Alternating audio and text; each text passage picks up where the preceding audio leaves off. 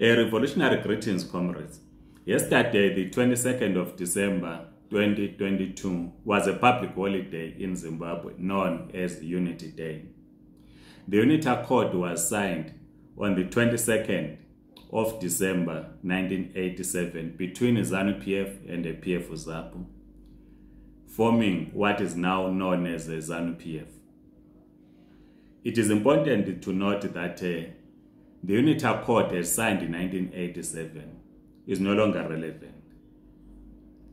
So we cannot keep on declaring 22nd December as a public holiday, because this is a day for ZANU-PF members, because the Unity Accord was signed between the two former liberation movements.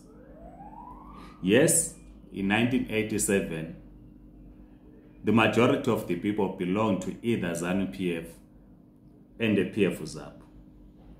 But it is important to note that post-1987, people have left ZANU-PF.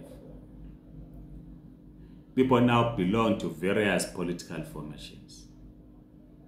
So Unity Day cannot be celebrated by the majority of Zimbabweans because it does not represent the aspirations of Zimbabweans.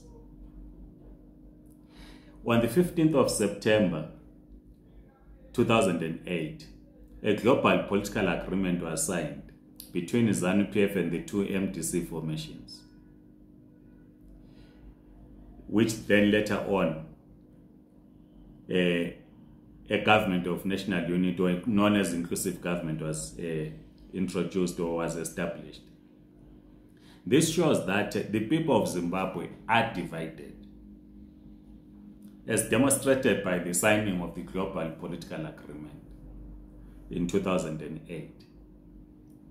So it would be wrong to force Zimbabweans to declare or to celebrate Unity Day as a public holiday, because it is not the unity of Zimbabweans. It is a unity of members of a political party. But of course, some that signed the Unity Accord in 1987, represented by their president, Dr. Joshua Mqabu, left ZANU-PF to revive ZAPU. Well, we'll discuss this some other time.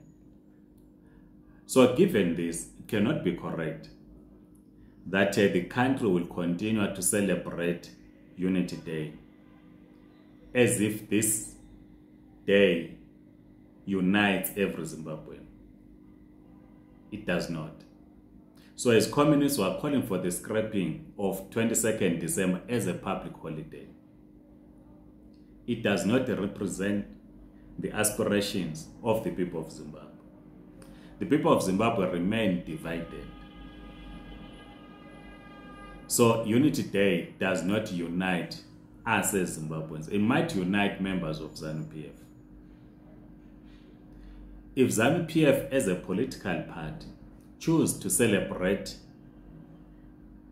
22nd December as a day they entered into a Unity Accord, just as they celebrate the formation of ZANU in 1963, it's their business and do not comment about it. But it is wrong to force every Zimbabwean to observe a public holiday on the 22nd of December. So as the Zimbabwe Communist Party are calling for the scrapping of 22nd December as a public holiday, we need to have internal dialogue in Zimbabwe to unite the people of Zimbabwe. And we can only unite the people of Zimbabwe if we complete the liberation of Zimbabwe. Because if we complete the liberation of Zimbabwe, the economy of Zimbabwe will be placed in the hands of society as a whole. People can only celebrate when they have access to basic services like shelter, clean drinking water, affordable schools, clinics, or medical facilities, jobs, and many other necessities. It is then that the people of Zimbabwe will celebrate. But as long as the economy is controlled by the elite, there's nothing to celebrate. There's nothing that unites us as Zimbabweans. So it is important that we scrap Unity Day and focus on completing the liberation of Zimbabwe, so that all of us as Zimbabweans, we celebrate being Zimbabweans and indeed take charge of our own destiny.